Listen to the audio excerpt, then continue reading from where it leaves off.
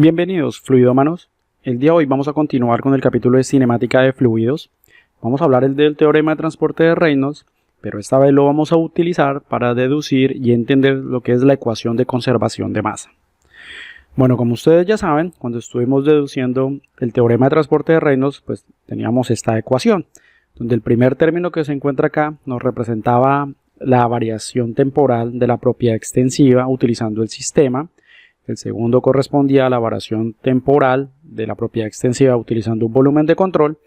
Y estos dos que se encontraban acá correspondían a lo que eran los flujos, que en el video anterior lo asociamos a lo que era un flujo másico y un flujo volumétrico. Pero quiero adelantarles que estos flujos pueden ser también flujos de energía o flujos de cantidad de movimiento. Más adelante vamos a ver cómo se puede ver eso. Por ahora vamos a utilizar este teorema de transporte de Reynolds para deducir la ecuación de conservación de masa. Bueno, ustedes ya saben que el fundamento para poder deducir este teorema de transporte de Reynolds empezó con este esquema, donde habíamos planteado que queríamos hacer el seguimiento de las partículas de color verde.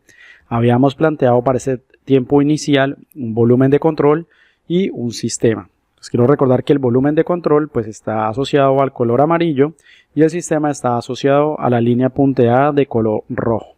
Cuando este evolucionaba en el tiempo, notábamos que el fluido, como se estaba moviendo de izquierda a derecha, pues nuestras partículas de interés de color verde se iban también a desplazar. Y siguiendo las características del sistema y del volumen de control, pues encontrábamos que el volumen de control permanecía constante en el tiempo, pero el sistema sí seguía esas partículas. Ahora, otra característica que también ya les había mencionado es que el volumen de control permite ingresos y salidas de flujo. Es decir, noten que acá en ese instante de tiempo que estamos a evaluar, estas partículas de gris están intentando ingresar al volumen de control y esta parte de las partículas que nos interesa de color verde están tratando de salir del volumen de control. Y eso era lo que nos daba a nosotros estas dos nuevas regiones que correspondían a los flujos másicos o los flujos volumétricos. Para poder deducir esta ecuación de conservación de masa, lo que vamos a hacer es que vamos a reemplazar directamente la propiedad extensiva dentro de esta ecuación. Y por lo tanto pues nos va a quedar de esta forma, donde tenemos nuestra variación de la masa en el tiempo utilizando el sistema, tenemos nuestra variación en el tiempo utilizando el volumen de control y tenemos lo que son nuestros dos flujos másicos correspondientes a la zona 1 y a la zona 2. Les recuerdo que si no recuerdan nada de esto, pues diríjanse a los videos anteriores para que tengan más control de lo que estamos haciendo acá. Ahora, lo que hice en esta parte para deducir la ecuación de conservación de masa es que reemplacé estos dos términos acá utilizando lo que era la velocidad promedio. Les recuerdo que el origen de todo esto es utilizando un vector de velocidad, pero para facilitar las cosas solamente por ahora voy a utilizar lo que es la velocidad promedio. Y como segunda característica les quiero recordar que esta área tiene que ser perpendicular al vector velocidad, es decir, que esta superficie que esté acá tiene que ser perpendicular a ese vector que está ingresando acá al volumen de control. Noten también que ahorita aparecen unos nuevos subíndices que lo puse acá con la letra E y con la letra S. Eso quiere decir que en esta parte de acá se está cuantificando lo que son los flujos que están entrando y en esta parte de acá se están cuantificando lo que son los flujos que están saliendo. Ahora, vamos a analizar lo que está sucediendo con este término temporal cuando utilizamos el enfoque del sistema. Y resulta que si nosotros queremos evaluar la masa que se encuentra en ese tiempo inicial y la comparamos con la masa cuando avanza en el tiempo utilizando el sistema, es decir, la región de color punteada roja, podemos darnos cuenta que el número de partículas de color verde va a ser exactamente el mismo, sea en el tiempo inicial o sea cuando se avanza en el tiempo. ¿Qué significa eso? Bueno, esto significa que no existe cambio de la masa debido a que el sistema tiene que seguir todas esas partículas. Y al no existir cambio de la masa respecto al tiempo, eso significa que su derivada va a ser igual a 0. Y esto es algo muy bueno porque nos permite simplificar la ecuación solamente a estos tres términos que se tienen acá. Si yo reajusto estos términos, pues me va a quedar mi ecuación de esta manera, donde vamos a tener que esa es nuestra ecuación de conservación de masa. Prácticamente lo que nos está indicando es que la masa que se encuentra dentro del volumen de control sí va a cambiar respecto al tiempo, es decir, este término que se encuentra acá. Y noten que si nosotros comparamos el número de partículas que se tiene acá, de color verde, que están dentro del volumen de control, no es exactamente igual al que se tiene en esta parte de acá, porque debido a que el flujo se está moviendo de izquierda a derecha, nos están desplazando esas partículas de color verde y solamente quedan esta región que se encuentra acá, que es no lo que nos interesa, ya que estas otras fueron desalojadas debido al flujo. Para conocer esos cambios que se están dando dentro del volumen de control es importante tener control o conocimiento de los flujos que están entrando y que están saliendo. Ahora, algo interesante de estos dos términos es que pues, todo este proceso que lo hemos hecho siempre ha sido que hay un solo flujo que entra y hay un solo flujo que sale. Pero resulta que esto puede cambiar. Pueden existir varios flujos de entrada y varios flujos de salida. Noten acá que en esta parte he utilizado una sumatoria para indicar que yo tengo que sumar todos los flujos que están entrando menos sumando todos los flujos que están saliendo. Y entonces eso me va a permitir entender cómo la masa está cambiando respecto al tiempo de acuerdo de cómo haya delimitado mi volumen de control. Otra cosa que se me había olvidado decirles es que pues ustedes ya conocen que la definición de un flujo másico pues es la densidad, la velocidad por el área. Y en este caso quise usar lo que era el caudal, porque velocidad por área pues es el caudal o es el flujo volumétrico.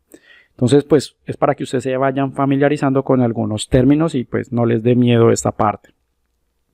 Ahora, ¿cómo podemos comprender un poco más cómo funciona esta ecuación? Bueno, vamos a utilizar este ejemplo. Vamos a decir que estamos interesados en evaluar la cantidad de masa que está cambiando en este río. Es decir, acá está la ciudad, tenemos otra parte de la ciudad, tenemos unas zonas verdes en esto. Vamos a decir que el flujo está fluyendo desde izquierda a la derecha. Lo primero que tenemos que realizar nosotros como analistas es que tenemos que plantear nuestro volumen de control. Y noten que acá he utilizado pues una línea punteada de color amarillo para hacerlo. Quiero que se den cuenta que este volumen de control no está delimitando perfectamente el río. Y esas son algunas técnicas que se utilizan en modelación matemática debido a que ustedes no saben si el río se va a desbordar o no se va a desbordar. Eso depende de cuánto flujo esté entrando y cuánto flujo esté saliendo. Entonces por eso lo he hecho de esta manera. De pronto, para los que ya están más familiarizados con los conceptos de modelación, no lo conocen ustedes como volumen de control, sino que lo conocen como un dominio computacional. Pero bueno, eso lo vamos viendo mucho más adelante. Ahora, como habíamos mencionado que el flujo va de izquierda a derecha, entonces pues vamos a tener un flujo másico que está entrando por esta dirección. Recordemos que controlar que el vector sea perpendicular a la superficie de control va a ser difícil, entonces lo que nosotros tenemos que hacer es controlar el volumen de control o la superficie de control de tal forma que sea perpendicular para que esta multiplicación sea válida. Más adelante vamos a darnos cuenta que si, cuando no es perpendicular, pues hay que hacer una descomposición de vectores. Por ahora pues tenemos solamente este flujo de entrada. Y como ustedes de pronto ya lo están viendo en pantalla, tenemos acá dos flujos de salida. Si yo deseo emplear esta ecuación para evaluar los cambios de la masa utilizando el volumen de control, pues nos va a quedar de esta forma, donde tenemos la sumatoria de los flujos que están entrando másicos, solamente tenemos uno, entonces por eso entre paréntesis solamente está este, menos la sumatoria de los flujos que están saliendo. Y noten que ahorita son dos flujos, por esa razón dentro de este paréntesis se están sumando. Entonces solamente tenemos acá. Y pues esto pues tiene que ser una diferencia.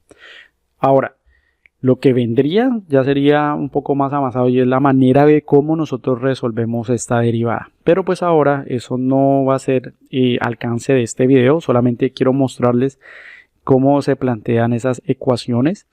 Y ya dependiendo de la técnica que ustedes quieran utilizar, ya sea analítica o sea numérica, ustedes resuelven este tipo de ecuación. Y esta, pues como ya les había mencionado, pues equivale a lo que es la ecuación de conservación de masa, esta que se encuentra en esta parte de acá. Y aquí pues está la forma como la hemos empleado.